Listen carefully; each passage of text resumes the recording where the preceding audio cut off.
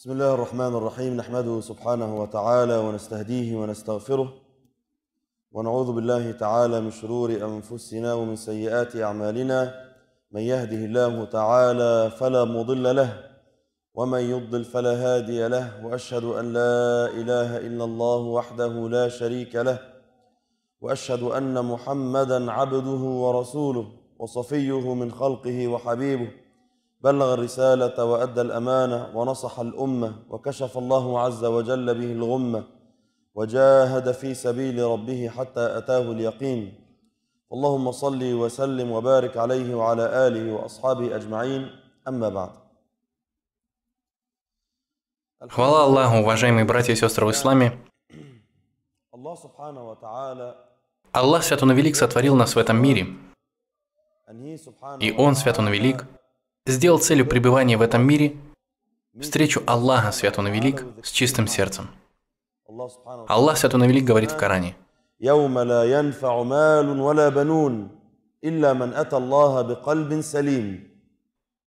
судный день никакие деньги, ни дети, ни имущество, ничего не принесет вам пользы, кроме возвращения к Аллаху, Свят Он и Велик, с чистым и здоровым сердцем. Что означает кальбун салим? Что означает здоровое сердце?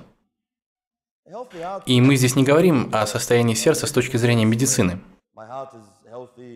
У меня здоровое сердце, мы говорим о духовных болезнях сердца. Поэтому Аллах Свят Он и Велик говорит нам, что мы вернемся к Нему в судный день. И наши сердца должны быть чистыми. Если сердце больное и если сердце не является здоровым, пусть Аллах защитит нас всех, то в таком случае придется очищать свое сердце в микроволновке. Вот почему Аллах Свят Он и Велик, когда описывает адский огонь, что Он говорит?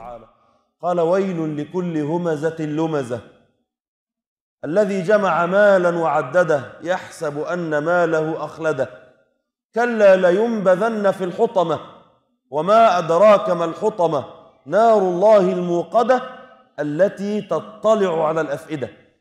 Аллах описал адский огонь и сказал, что он обжигающий. В судный день он будет искать и заглядывать в сердца. Адский огонь не посмотрит на твою книгу деяний, на твои грехи, плохие и хорошие дела. Он посмотрит в сердца. Если твое сердце чистое, то тогда ты, иншаллах, войдешь в рай, в безопасности. Если твое сердце больное, то адский огонь схватит вас для того, чтобы очистить. Поэтому нужно посмотреть на наши сердца и выяснить, здоровы они или нет. Кто-то может задаться вопросом: как я могу узнать, здоровое у меня сердце или нет? По признакам. Существуют признаки здорового сердца, признаки верующего сердца. Первый признак такого сердца – это то, что оно связано с невидимым, скрытым. Оно связано с невидимым миром. К примеру, если я скажу тебе: здесь рай. Когда я говорю «рай», какое воздействие это слово производит? Или какое значение оно имеет для ваших сердец? Спросите любого мусульманина в мире: брат или сестра, ты веришь в рай? Заинтересованы ли вы в том, чтобы войти в рай Аллаха Свят Он и Велик? Но они ответят: Аллаху Акбар, машаллах, конечно да. Но дело здесь не в этом. Вопрос заключается не в этом. Хотим ли мы войти в рай или нет? Вопрос в том, насколько сильно ты хочешь войти в рай. Насколько ты заинтересован в том, чтобы достичь высшего уровня рая? Насколько ты заинтересован в том, чтобы получить довольство Аллаха Свят Он и Велик? Когда ты задаешь кому-либо этот вопрос, тебе отвечают: очень, машаллах, я очень сильно хочу попасть в рай. Ты отвечаешь: брат, сестра, к сожалению, опять-таки, то, что мы говорим нашими языками, отличается от того, что у нас в сердцах. Когда мне хочется узнать о том, насколько сильно человек заинтересован чем-либо, то я смотрю на признаки. Например, человек хочет получить ученую степень или диплом. Он хочет получить докторскую степень. Он только недавно закончил школу и поступил в университет. У него точная определенная цель. Получить степень доктора наук в определенной области. Сколько же он должен для этого работать? Сколько усилий и жертв можно будет от него ожидать? В ближайшие 4 или 5 лет учеба в университете, затем 2 года магистратура, затем, может быть, 3 или 4 года учиться на доктора наук. На протяжении 11 или 12 лет своей жизни этот человек будет учиться. Этот человек будет изучать науку, сдавать экзамены, читать книги, может быть, проводить исследования, писать статьи. Почему? Потому что он хочет получить докторскую степень. А это непросто. Здесь много людей, да и вообще во всем мире много людей, которые хотели бы получить докторскую степень. Спросите любого, не отказался ли бы ты от докторской степени? Он бы ответил: Аллаху Акбар, это прекрасно. Представьте, что перед вашим именем будут писать слово «доктор наук», Аллаху Акбар. Но он этого не хочет. Потому что для этого нужно было бы учиться 12 лет. Он скажет: я бы хотел получить эту степень, но я не хочу этого до такой степени, чтобы потратить на это 12 лет своей жизни. Я хочу жениться, хочу начать свою жизнь. Итак, дело совсем не в том, насколько сильно ты хочешь попасть в рай, но более важно то, какой план ты имеешь. Что ты делаешь для этого? Чем ты жертвуешь для того, чтобы попасть в рай? Именно поэтому мы называем путь в рай, путь к Аллаху, путем муджахада, путь усилий и жертв. Пророк, да благословит его Аллах и приветствует, сказал: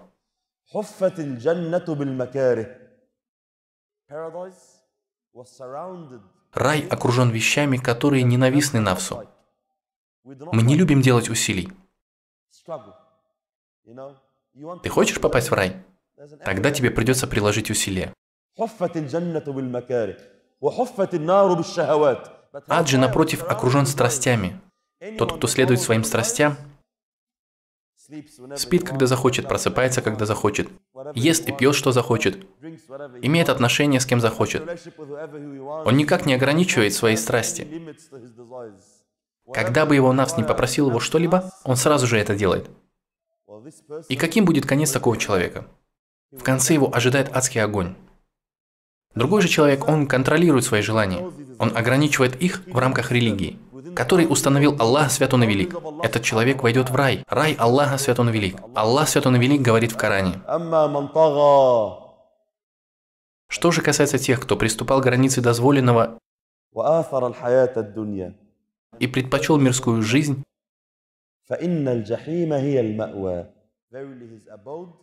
то поистине его пристанищем будет адский огонь. Но тот, кто боится своего Господа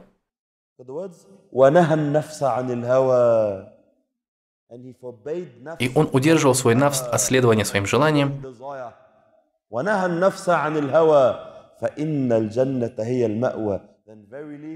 то поистине его пристанищем будет рай. Мы хотим этого. Разве кто-нибудь здесь хочет чего-либо другого? Все очень ясно. Мы хотим попасть в рай. Мы хотим высших уровней в раю. Любой, у кого есть мозги, должен размышлять подобным образом. Мы хотим достичь высших уровней рая. В наши дни у нас есть проблема, мои братья. Некоторые наши мусульмане из-за привязанности к этому миру и отсутствия интереса к ахирату просто говорят: все, чего я хочу, это просто попасть в рай. Я просто хочу ступить туда ногой. Я не хочу высших уровней или что-либо в этом роде. Просто хочу попасть в рай. Эти высказывания на словах звучат очень даже мило и скромно. Вот этот парень, маша Аллах, он не высокомерный, он не хвастается, он просто хочет попасть в рай, он просто хочет туда попасть. Аллах Свят Он и Велик говорит: тот, кто отдалился от ада и вошел в рай, то поистине он из числа преуспевших. Но это не тот смысл, который должен быть в наших сердцах. В этом мире мы не принимаем того, чтобы быть на низших уровнях. Все в этом мире любят статус. Люди делают все ради достижения высокого статуса. Люди платят $1000 за статус, известность, имя и положение. Мы не хотим быть на низком уровне в этом мире. Мы хотим высокого статуса. И это только на протяжении 60 или 70 лет, которые вообще являются незначительными. Но для рая мы не хотим так трудиться. Мы не стремимся так для того, чтобы оказаться на высших уровнях рая. Значит, с нашими сердцами не все в порядке. Вот почему Мухаммад, да благословит его Аллах и приветствует, учил нас: когда ты просишь у Аллаха, то проси что? Фирдаус. Высший уровень в раю. Мы не говорим: «О Аллах, я прошу тебя, дай мне попасть в рай». Нет, нет. Когда мы просим, мы нацеливаемся на аль-фирдаусуль а'ля. Мы просим и нацеливаемся на высший уровень рая. Мы не нацеливаемся на иной уровень в раю. Почему? Чему здесь нас учит пророк, да благословит его Аллах и приветствует? Здесь в собрании, машаллах, очень много студентов. Когда вы изучаете какой-либо предмет, а затем сдаете экзамен, вы нацелены на высший балл.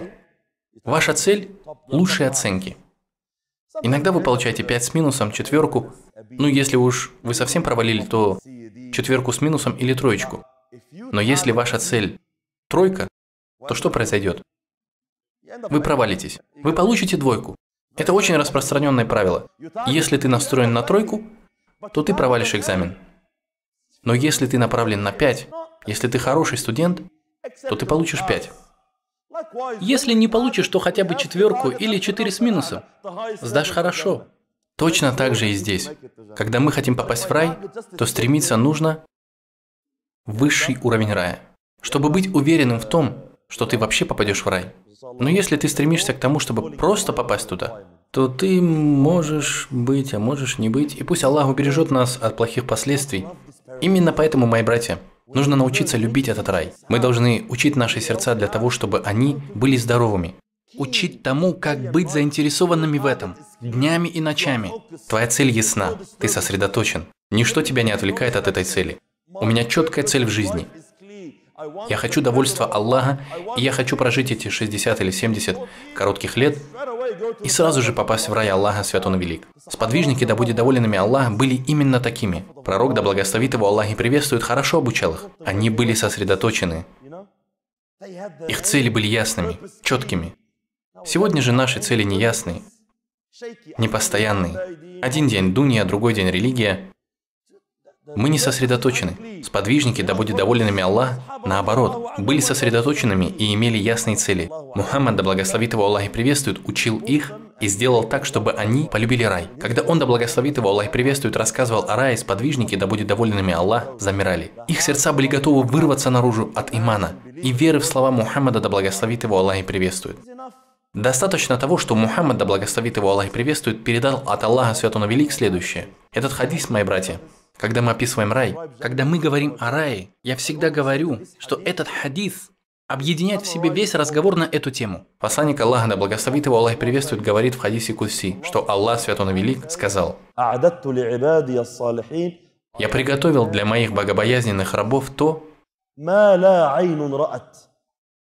что не видел ни один глаз, то, о чем не слышало ни одно ухо, и то, о чем даже не помышлял ни один разум». Мысль о рае и о том, что происходит в раю, никогда не приходила в людские умы. Аллах, свят Он велик, Аль-Азим, Аль-Карим, Аль-Малик, свят Он велик, Создатель, тот, кто сотворил нас, придал нам форму, соразмерил нас, тот, кто вложил желание в тебя, теперь решил удовлетворить тебя, решил дать волю твоим желаниям, чтобы утолить эту жажду. Аллаху Акбар. Этого не объяснить словами. Именно в такие моменты язык теряет свою силу, чтобы описать все это. Аллах хочет удовлетворить тебя. Поэтому это все за пределами нашего понимания. Знаете, иногда, когда мы играем с детьми, мы спрашиваем у них: если бы ты попал в рай, если бы ты попал в рай, что бы ты попросил у Аллаха? И маленький ребенок, он очень ограничен в фантазиях. У меня, машаллах, 6 детей.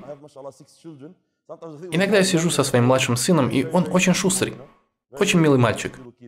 К тому же еще и забавный. Итак, я сижу с ним и спрашиваю: Мухаммад, если бы ты попал в рай, что бы ты попросил у Аллаха? И он после внимательного размышления отвечает: я попрошу у него большую машину. Он всего лишь маленький ребенок.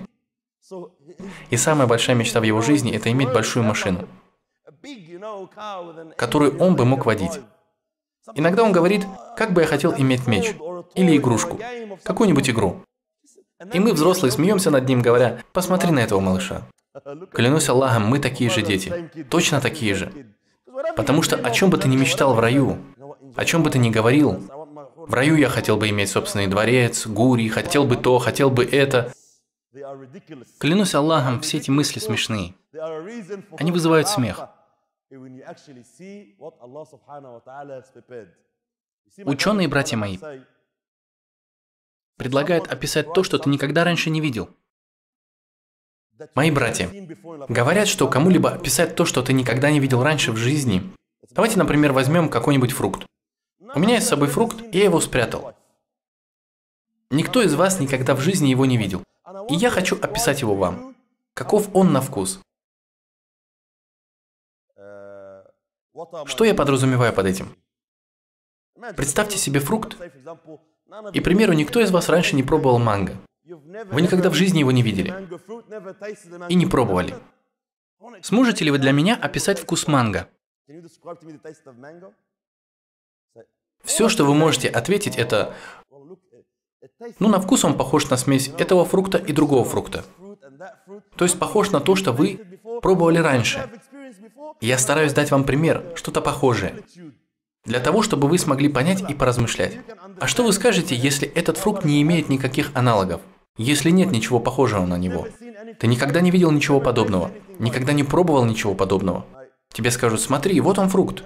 И единственный способ понять, какой он на вкус, это лишь взять и попробовать его. Точно так же, мои братья, в этом мире нет ничего подобного тому, что Аллах Свят Он Велик приготовил для верующих в раю. Именно поэтому здесь дело в доверии. Верующий смотрит на небеса и на то, как удивительно устроены детали этой вселенной, как прекрасна и огромна эта вселенная. Он видит это и видит мощь Аллаха, его могущество и силу. В результате у человека появляется убежденность, что то, что приготовил Аллах Свят Он Велик для верующих в раю, не может быть чем-то обычным. У сподвижников, да будет доволен ими Аллах, был этот иман. Именно поэтому, из-за этого имана их сердца и стали здоровыми. И они работали ради достижения рая. Теперь пробуждение для молитвы тагаджуд может стать легким, потому что это цена тому, что человек действительно хочет.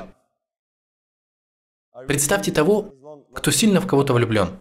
Здесь, машалла, очень много молодых людей. Представьте, что я влюблен в девушку. Я просто умираю. Я сделаю все, чтобы жениться на ней. Я очень, очень и очень сильно влюбился. Люди начинают думать о том, как же я докажу эту любовь. Они начинают думать о жертвах, которые я готов принести для того, чтобы это доказать. Потому что юноша, он очень сильно любит ее. Он будет делать все, что угодно, чтобы порадовать ее. Почему Ромео стал таким известным? Ромео был известным из-за того, что он глупый человек. Он убил себя ради любви. Он покончил собственной жизнью, и, возможно, он сейчас горит в аду из-за девушки. А она убила себя из-за того, что Ромео совершил самоубийство. И это стало популярной любовной историей. Потому что они настолько любили друг друга, что пожертвовали своими жизнями. Огромное пожертвование. Он отдал ей свою жизнь. Это признак того, как сильно он ее любил. Есть арабский вариант. Кайс Лейля. Поэт, которого звали Кайс. Он все время ходил вокруг да около, раздумывая в пустыне, сочиняя стихи днями и ночами. Для Лейлы. Для его любимой Лейлы. Лейла, Лейла. Он вставал по утрам, повторяя ее имя. А по ночам то же самое. Лейла, Лейла. Он постоянно ходил к ее дому, сидел снаружи и целовал стены ее дома. Потому что он был влюблен. Он говорил в своих стихах.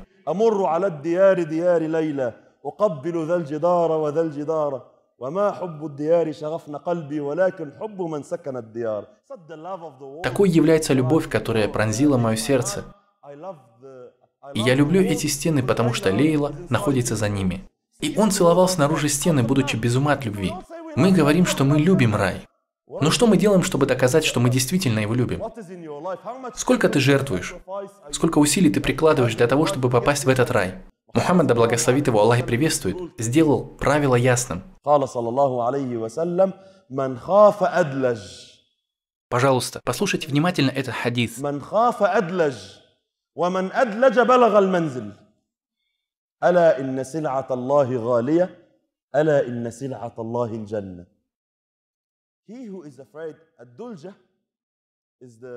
Ночное время, ранняя ночь.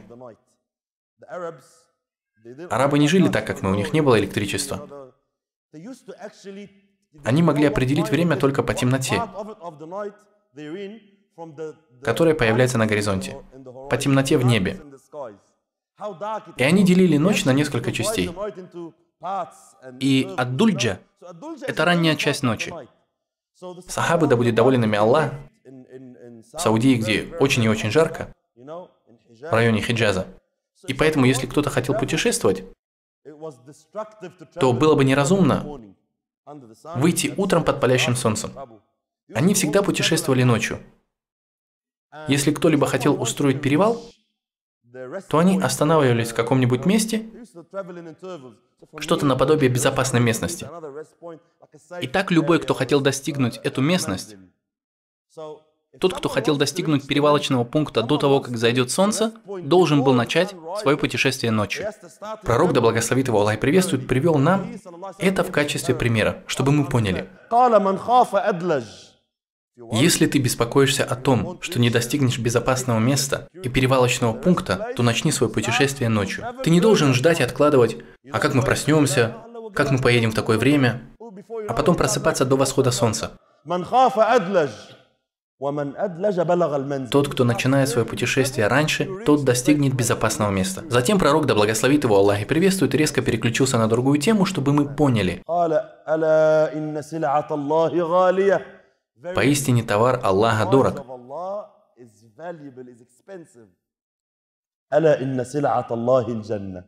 Поистине товаром Аллаха является рай.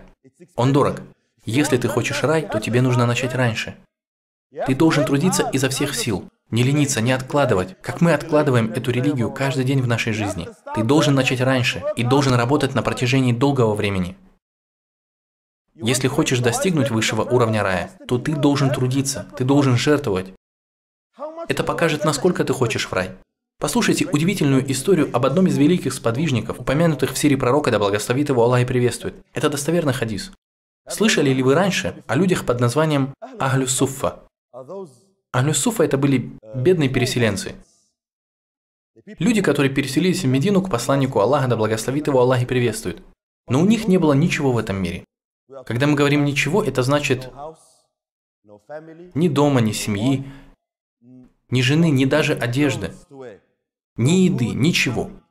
Некоторые из них во время намаза прикрывали части аврата, потому что они обнажались. Они стягивали одежду вместе, чтобы прикрывать обнажившийся в намазе аврат. Абу Гурейра, да будет доволен им Аллах, был одним из самых известных людей Ахлю-Суффа. Они даже падали во время намаза. Люди думали, что у них эпилепсия, но на самом деле это была слабость из-за голода. Они теряли сознание от голода, да будет доволен ими Аллах. Итак, это были очень и очень бедные люди, которые привязывали камни к своим животам, так как у них было очень мало средств к существованию. И однажды один мужчина из числа этих людей, пожалуйста, запомните его имя, выучите наизусть его имя, да будет доволен им Аллах. Его звали Рабиа ибн Кааб аль-Аслами, да будет доволен им Аллах. Этот человек был одним из Ахлю-Суффа, а всего их было где-то 70. 70 человек, у которых ничего не было из этого мира. И однажды он обслуживал пророка, да благословит его Аллах и приветствует, и подготовил воду для совершения малого омовения. И после того, как Мухаммад, да благословит его Аллах и приветствует, использовал эту воду, сделал омовение, он посмотрел на него и сказал: «Проси все, что пожелаешь, о Рабиа». А сейчас я прошу вас, ради Аллаха, постарайтесь вникнуть в этот хадис. Я хочу, чтобы вы поняли глубокий смысл этой истории. Не так, чтобы в одно ухо влетело, в другое вылетело. Я хочу, чтобы вы поняли всю глубину смысла этой ситуации. У этого человека ничего нет в этом мире. Мои братья и сестры. И пророк, да благословит его Аллах приветствует, спрашивает его: «Валлахи, каждый раз, когда я читаю этот хадис, я уверен, что даже Мухаммад, да благословит его Аллах приветствует, когда спрашивал Рабиа, намекал на просьбу о чем-то мирском. Ведь у этого человека ничего нет. Поэтому пророк, да благословит его Аллах приветствует, будучи довольным им, говорит, как будто бы пророк, да благословит его Аллах приветствует, спросил: «Чем я могу тебе помочь, о Рабиа? Чем я могу тебе помочь?» А ведь пророк, да благословит его Аллах приветствует, был правителем Медины. Если бы он приказал его женить, то так бы и сделали. Если бы приказал построить для него дом, то построили бы. Если бы приказал купить ему хорошую одежду, то купили бы. Если бы кому-нибудь приказал одолжить ему деньги, чтобы он начал свой бизнес, то так и поступили бы. Итак, Рабия, да будет доволен им Аллах, когда пророк, да благословит его Аллах и приветствует, сказал ему: «Проси». Слушайте слова, пожалуйста. قال يا رسول الله أسألك مرافقتك في الجنة. Он сказал: «О посланник Аллаха, я хочу быть с тобой в раю». Ля иляха илlallah Мухаммад Расулуллах. Этот человек не просто нацелился на рай, а на высший уровень рая. Он хочет быть с Мухаммадом, да благословит его Аллах и приветствует, в раю. Посмотрите на цель. Посмотрите, как она ясна. قال يا رسول الله أسألك مرافقتك في الجنة. Итак, Мухаммад, да благословит его Аллах и приветствует, был озадачен. А затем он снова спросил его. And then he said to him, أو غير ذلك. То есть пророк, да благословит его Аллах и приветствует, я вас уверяю, я просто уверен, что пророк, да благословит его Аллах и приветствует, спрашивал его о мирском. Он спросил: что-нибудь еще? Он имел в виду: проси. قال أو غير ذلك. Так как я знаю, что тебе приходится тяжело, проси же. Пророк, да благословит его Аллах и приветствует, говорит тебе: проси меня. Кто-либо другой на его месте сказал бы: о посланник Аллаха, ты знаешь, было бы неплохо жениться. И если бы я смог построить дом или начать свой бизнес. Но Рабия отвечает: это все, чего я хочу, о посланник Аллаха. Ля иляха илlallah Мухаммад Расулуллах. Больше ничего. Он больше ничего не хочет. И он не врет посланнику Аллаха, да благословит его Аллах и приветствует. Он говорит правду, которая исходит из его сердца. Сердце этого человека было чистым. Он был искренен. Он не хотел ничего из этого мира. Он просто хотел быть вместе с пророком, да благословит его Аллах и приветствует, в раю. Вот и все. Это моя единственная цель. Это единственное, чего я хочу. Итак, послушайте слова пророка, да благословит его Аллах и приветствует. После того, когда Рабия настоял на своем, пророк, да благословит его Аллах и приветствует, понял, что его цель была чиста и ясна. Он, да благословит его Аллах и приветствует, не сказал: ну ладно, хорошо, я сделаю за тебя дуа. Это как, знаете, иногда вы идете к какому-нибудь шейху и говорите: о шейх, у меня случилось то-то и то-то. И он такой: хорошо, хорошо, иншаллах, я сделаю за тебя дуа. Хотя если пророк, да благословит его Аллах и приветствует, поднимал свои руки, то его дуа принималась сразу же. Пророк Аллаха, но он, да благословит его Аллах и приветствует, знал, что для того, чтобы достичь этого положения, а именно, чтобы быть с ним, да благословит его Аллах и приветствует, в раю, не требуется огромных жертв. Что он, да благословит его Аллах и приветствует, сказал: о Рабия, о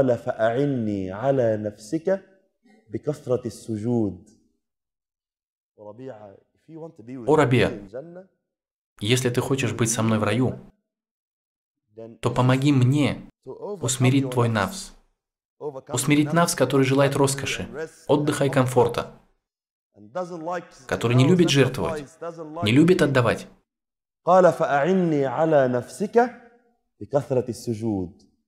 Помоги мне усмирить твой нафс совершением множества земных поклонов Аллаху Свят Он и Велик.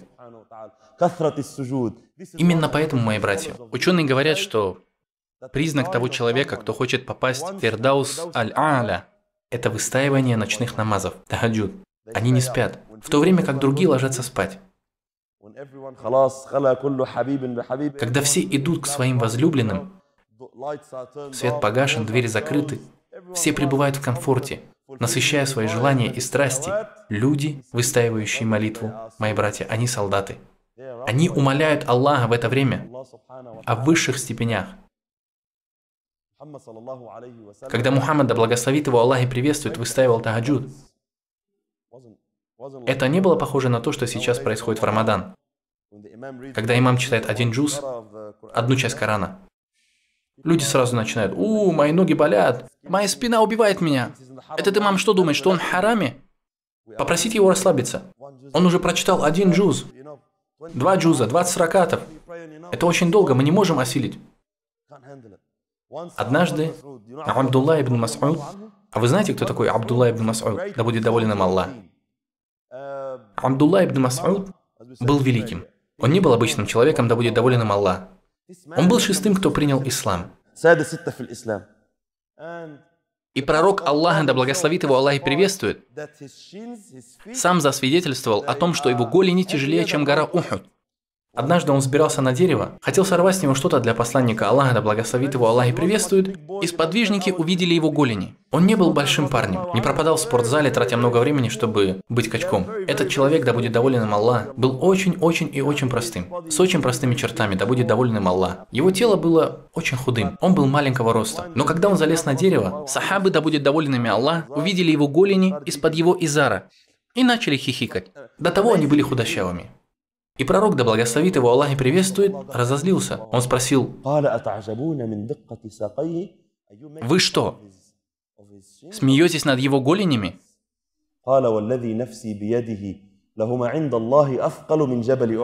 Клянусь Аллахом, голени этого человека тяжелее, чем гора Ухуд. Исправлял наши сложившиеся представления. В данном случае это касается внешности человека. Неважно, насколько ты большой, но важно то положение, которое ты занимаешь перед Аллахом. Кто ты перед Аллахом? Этот мужчина был маленьким, но его голени были тяжелее горы Ухуд перед Аллахом Свят Он и Велик. И предстанут перед Аллахом люди в судный день с большими и крепкими телами, но они не будут ничего значить перед Аллахом. Пророк, да благословит его Аллах и приветствует, сказал: «Человек с большим и крепким телом предстанет в судный день, но по положению перед Аллахом он будет весить легче комариного крыла. Он будет просто никем в судный день. И предстанут другие люди, как Ибн Мас'уд. Они будут равны горам имана». Итак, Абдулла ибн Мас'уд был большим ученым. Он выучил наизусть 70 сур из Корана. 70 сур из 114 он выучил их прямо из уст самого посланника Аллаха, да благословит его Аллах и приветствует. Великий ученый религии, да будет доволен им Аллах, он рассказывает в хадисе: «Однажды я молился позади пророка, да благословит его Аллах и приветствует. Он увидел, как посланник Аллаха, да благословит его Аллах и приветствует, молится ночью и решил присоединиться.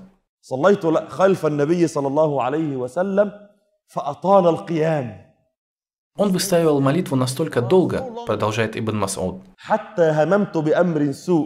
до тех пор, пока я не замыслил нечто плохое. Что же ты задумал, о Ибн Мас'уд? Я подумал о том, чтобы оставить пророка, да благословит его Аллах и приветствует, прервать молитву и сесть. Ибн Мас'уд не смог продолжить молитву с пророком, да благословит его Аллах и приветствует. И Хузайфа, да будет доволен им Аллах, также рассказывал. Хузайфа ибн Яман, великий сподвижник, однажды молился за посланником Аллаха, да благословит его Аллах и приветствует, дополнительный намаз. Тахаджуд. И он, да благословит его Аллах и приветствует, начал читать суру Бакара. А сура Бакара, как вы знаете, очень длинная.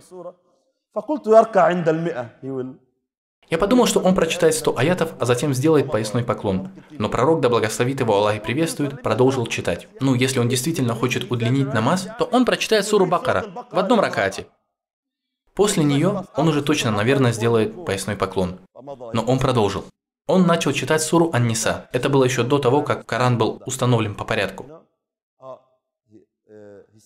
И это тоже очень длинная сура. И Хузайфа говорит: я подумал, что он завершит чтение суры Ан-Ниса, а потом сделает поясной поклон. Но пророк, да благословит его Аллах и приветствует, продолжил. Он начал читать суру Аль-Имран, Бакара, Ан-Ниса, Аль-Имран, 6 джузов Корана.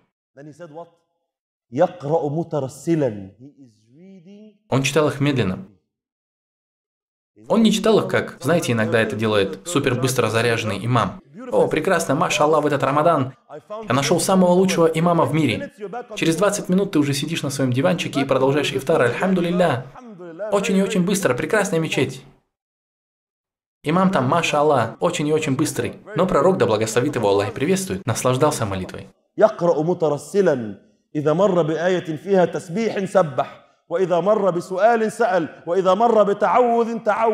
если он встречал аят, в котором было восхваление Аллаха, он останавливался и начинал восхвалять Аллаха, делал тасбих. Если он встречал аят, в котором была просьба о защите у Аллаха, он начинал делать дуа Аллаху для защиты. Если он встречал аят, в котором было дуа, он делал дуа.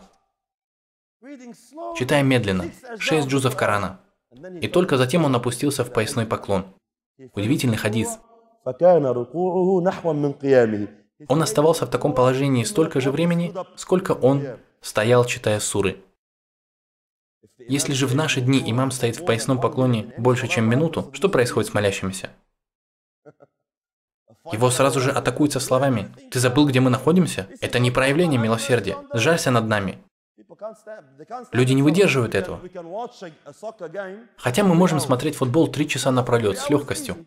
Кто-то может смотреть голливудский фильм 3 или 4 часа с улыбкой на лице, даже несмотря на то, что он смотрел этот фильм уже 10 раз. Зато мы говорим: «Я верующий, машаллах, у меня чистое сердце. Помолись-ка больше 5 минут».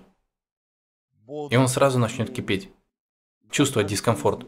Ты не привык к этому, ты не наслаждаешься молитвой. Это и есть признак больного сердца. Чистое сердце наслаждается молитвой.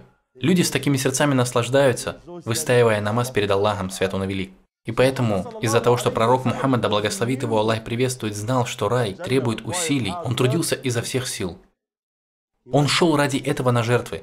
Сподвижники, да будет доволен ими Аллах, имели полную веру и убежденность в рае до такой степени, что они отдавали за него свои жизни. Великий сподвижник по имени Анас ибн Ан-Надр, да будет доволен им Аллах, дядя Анаса, вы знаете Анаса ибн Малика, слуги посланника Аллаха, да благословит его Аллах и приветствует. Так вот, это был его дядя.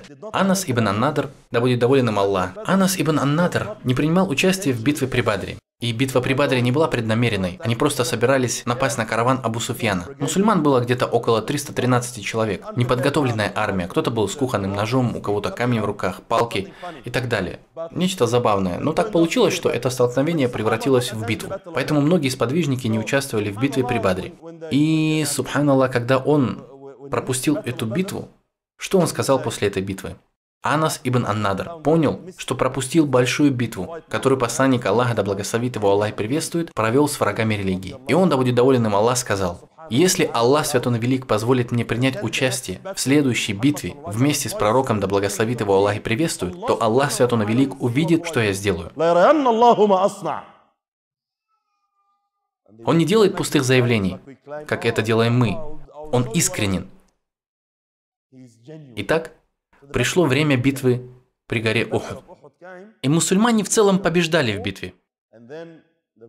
А затем случилась проблема со сподвижниками, которые ослушались посланника Аллаха, да благословит его Аллах приветствует, и все начали бежать. И теперь все мусульмане начали бежать с поля боя. И их начали атаковать сзади, с заднего фронта. Одни сахабы убежали, другие остались. И что же сделал этот человек? Его друзья убегают с поля боя. И он видел, как враги ислама предстали перед ним. И он поднял свою голову к Аллаху, свят он и велик, со словами: «О Аллах,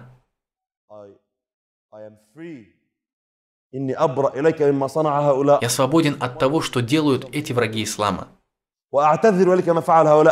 И я прошу у тебя прощения за сподвижников Мухаммада, да благословит его Аллах и приветствует, за то, что они убежали с поля боя». Затем он прыгнул на свою лошадь и устремился на явную смерть, прямо в лагерь многобожников. И по пути он увидел Саада ибн Муаза, да будет доволен им Аллах. Саад ибн Муаз, чтобы вы знали, не был обычным человеком. Он не был человеком со слабым иманом. Саад, да будет доволен им Аллах, был в исламе 7 лет. И он был лидером племени Аус, да будет доволен им Аллах. И в достоверном хадисе передается, что когда умер Саад ибн Муаз, трон Аллаха содрогнулся. Он провел в исламе всего лишь 7 лет, да будет доволен им Аллах. Но когда он умер, сотрясся трон Аллаха. После битвы Хандак. Итак, Саад, да будет доволен им Аллах, стоял там в недоумении. Анас ибн Ан-Надр, да будет доволен им Аллах, без какого-либо колебания, с полной уверенностью и убежденностью, для него было счастье пожертвовать собой ради Аллаха.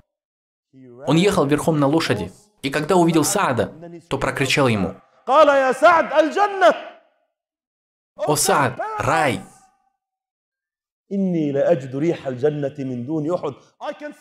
Я чувствую запах рая у горы Ухуд». И он нисколько не преувеличивал, он на самом деле мог чувствовать запах рая. Саад продолжает эту историю.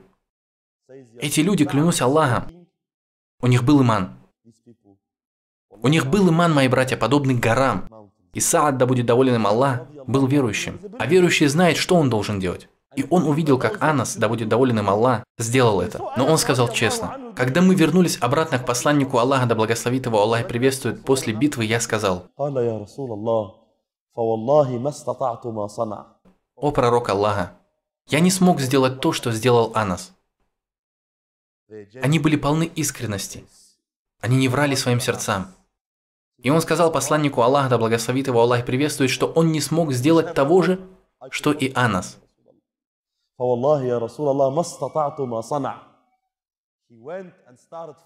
Анас сражался до тех пор, пока после битвы мы не нашли его тело с 70 с чем-то ранениями от меча, копья, стрел, более чем 70 ранений. Враги ислама изуродовали его тело и начали разделять его на части. В итоге никто не смог распознать его, кроме его сестры, которая узнала его по отметине на пальцах.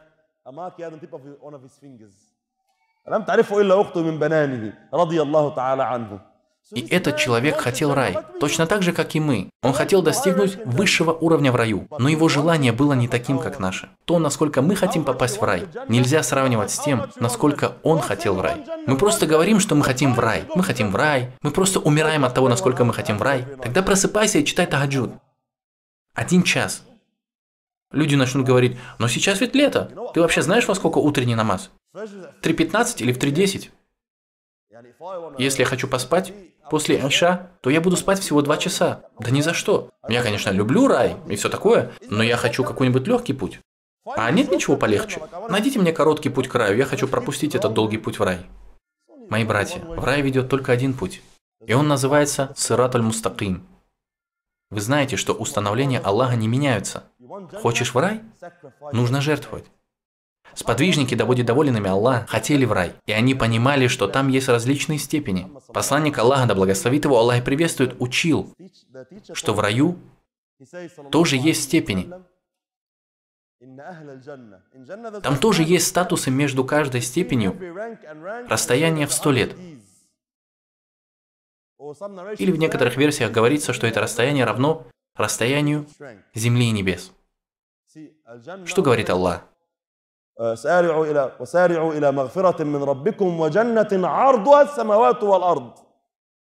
Ширина рая не длина. Ширина рая равна земле и небесам. И когда мы смотрим на Вселенную, мы говорим: «Вау!» Мы даже не знаем, насколько она огромна. Это Вселенная. И она все еще растет. Самая близкая звезда к нашей планете, если я не ошибаюсь, она находится на расстоянии 4,1 световых лет. То есть со скоростью света, равной 4,1 световых лет. Ты достигнешь следующую звезду. И это всего лишь одна звезда. Среди миллиардов таких звезд в нашей галактике. И наша галактика – одна из миллиардов других галактик во Вселенной. И все это только лишь первая дунья. Только лишь первая дунья, первое небо, которое по сравнению со вторым, как кольцо в пустыне. Абсолютно громаднейшая Вселенная. И Аллах говорит, из этого становится ясно, что рай огромный. Он за пределами нашего понимания и представления. Если я, к примеру, скажу, что 1000 километров, вы сразу скажете: «Вау, вот я летел из Австралии 14,5 часов на самолете. 14 тысяч километров. Огромная дистанция». Но если я начну говорить о миллионах километров, 2 миллиона или миллиард, халас, это уже выходит за рамки нашего представления и понимания. Ширина рая равна небесам и земле, и в нем, ко всему прочему, есть степени. Посланник Аллаха, да благословит его Аллах и приветствует, сказал: простолюдины в раю, да, в раю будут такие люди.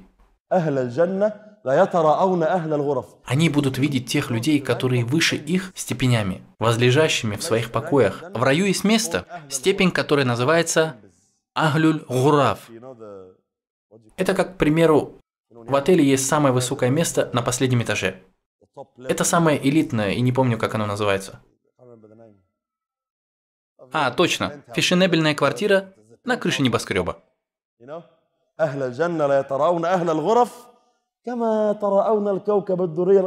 Они будут видеть людей высших степеней, точно так же, как они будут видеть звезду на горизонте. И так ты будешь сидеть там и спросишь: что это за звезда там? Я слышал, что такой-то и такой-то достиг этой степени. Они будут видеть Ахлюль Гураф точно так же, как вы видите звезду на горизонте, с запада или с востока. Когда сподвижники услышали это, они не реагировали так, как мы. Их сердца готовы были выпрыгнуть. Они умирали от того, насколько им хотелось узнать о них. Они не могли сдержать своих эмоций при услышанном. О посланник Аллаха, эти палаты созданы для пророков? То есть это то, чего нам никогда не достичь? Он ответил: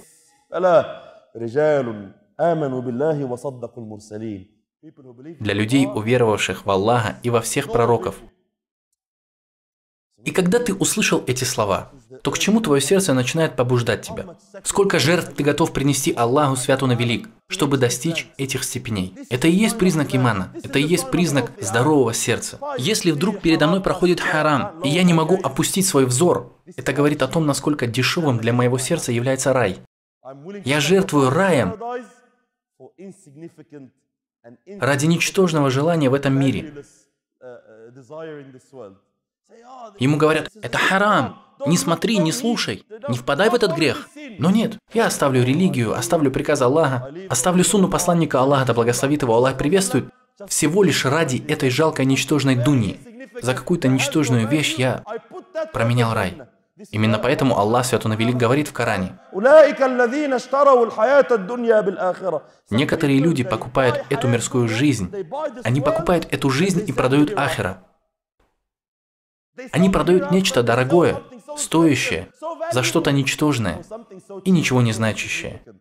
Он ничем не желает жертвовать в этом мире. Он хочет долго спать по ночам, хочет следовать за своими страстями. И при всем этом он еще хочет попасть в высшую степень рая. Это просто невозможно. Ты хочешь высшую степень в раю? Тогда ты должен жертвовать ради этого. Нужно прилагать много усилий. Сахабы, да будет доволен ими Аллах, жертвовали и дават, и трудности при давате, и жертвы ради религии. Все это ради довольства Аллаха Святу на Велик. Они постились в жаркие дни и поклонялись, и поминали Аллаха, молитвы в мечети, опускали свои взоры, избегали запретного, проявляли терпение и стойкость в религии. Они, да будет доволен ими Аллах, возвысились. Они возвысились благодаря стараниям, которые они делали ради достижения рая. Они не хотели продавать рай ни за что на этом свете. Но мы не ценим рай. Мы готовы забыть о рае ради роскоши этого мира. Именно поэтому наша религия как коктейль. Один день иман, сильный, в другой день слабый. Один день я мотивирован, в другой день: ох, мне надоело. Я очень устал, я очень ленив. Мусульманин должен быть сосредоточен. В народе говорят: если не будешь планировать, то проиграешь. Допустим, вы босс в какой-нибудь компании, и к вам приходят и спрашивают: какой стратегический план вы придумали для своей компании? И ты отвечаешь: стратегический что? Я не знаю, мы просто покупаем и продаем. Просто работаем. В таком случае вы никогда не преуспеете. У владельцев больших компаний есть план. Маркетинговый план на ближайшие 20 или 30 лет. Они сосредоточены. Они сидят и прорабатывают свой план, и стремятся к цели. И каждый мусульманин должен применять эти принципы. Я хочу быть в раю вместе с Мухаммадом, да благословит его Аллах и приветствует. Что это требует? Могу ли я быть ленивым? Могу ли я долго спать? Могу ли я пропускать тахаджуд? Могу ли я не молиться в мечети? Не принимать участие в призыве? Могу ли я оставить сунну посланника Аллаха, да благословит его Аллах и приветствует? Если это твоя цель, то все встанет на свои места. Но когда вы не стараетесь, не заинтересованы в этом, и вам все равно, именно тогда соблюдать предписания религии становится тяжело. Вы просто помечаете галочкой сделанные дела, и ничего больше. Мы приходим на намаз для чего? Не потому, что я наслаждаюсь молитвой, из-за того, что мое сердце чистое, я разговариваю с Аллахом, а Он говорит со мной, а только ради галочки. Альхамдулилля, Айша прочитал. Уже прям не могу дождаться, когда имам скажет ассаляму алейкум ва рахматуллах, чтобы вернуться обратно к моей дуне. Даже если молюсь, то мое сердце отсутствует. Даже если я читаю Коран, я просто помечаю все эти дела галочками. Сделано, сделано, сделано. Помечать галочками – это не годится для религии. Для религии необходимо сердце. Нам нужна чистота и ясность. И поэтому нам нужно сосредоточиться, мои братья. Нам нужно заставлять наши желания, наши сердца любить рай и стараться для него. И трудиться изо всех сил, каждый день. Вы когда-нибудь видели, как тренируется боксер? Вы смотрели фильм «Рокки»? Там говорится: хочешь стать чемпионом? Ты должен пройти через трудности и жертвы. Чтобы достичь своей цели, ты просыпаешься утром, вспоминаешь о своей цели и начинаешь бегать, чтобы поддерживать форму. Так же и здесь. Ты хочешь достигнуть рая, ты должен следовать путем сахабов, да будет доволен ими Аллах. Их путь – жертвы и самоотдача. Они жертвовали, чем только могли. Вы слышали о Сухайбе ар-Руми, да будет доволен им Аллах? Он переселился из Мекки в Медину. Он прибыл в Мекку как раб, римский раб, и работал до тех пор, пока не стал бизнесменом, маша Аллах, с огромными деньгами. Когда пришла пора переселяться и когда религия вошла в его сердце, то он захотел совершить хиджру к посланнику Аллаха, да благословит его Аллах и приветствует. Когда враги ислама узнали об этом, то они пустились вслед за ним. Они преследовали его и поймали его где-то на середине пути. И Сухайб сказал: «Остановитесь, вы знаете, что я очень хороший лучник, и я использую все свои стрелы до того, как вы захватите меня. Может быть, вы и захватите меня, и я израсходую все свои стрелы. Если вы хотите, я могу отдать вам все свои деньги, и вы отпустите меня. Отпустите меня к посланнику Аллаха, да благословит его Аллах и приветствует». И он отдал им все, что имел. Представьте себе работать 15 или 16 лет в этом мире, начиная вообще с нуля, и после этого отдать все, что у тебя есть, все запасы. Он сказал: «Я скажу вам, где мои деньги. Возьмите их и дайте мне переселиться к пророку, да благословит его Аллах и приветствует». И он пожертвовал всем своим имуществом только ради того, чтобы переселиться к посланнику Аллаха, да благословит его Аллах и приветствует. И когда он прибыл в Медину, пророк, да благословит его Аллах и приветствует, ждал его и сказал ему: «Твоя деловая сделка с Аллахом оказалась успешной, о Абу Яхья». Он пожертвовал нечто очень неважное ради великого. И Аллах, свят он и велик, не спасал аят в Коране. Среди людей есть такой, который продает свою душу, надеясь снискать довольство Аллаха, свят он и велик. И если ты хочешь быть среди таких людей, то нужно работать изо всех сил. Больше никаких спячек, никакой лени, никакого отсутствия мотивации. Нам нужно быть сосредоточенными. Если мы хотим рай, если мы хотим высших степеней в раю, то нужно прилагать много усилий. Нам нужно рано начать. Мы не можем откладывать. Это великая задача, ради которой мы должны работать. И мы просим у Аллаха, свят он и велик, сделать нас из числа тех, кто практикует то, что слышит. Субханакаллахумма ва бихамдик, ашхаду ан ла илаха илля ант, астагфирука ва атубу илейк. Джазакумуллаху хайран, баракаллаху фик.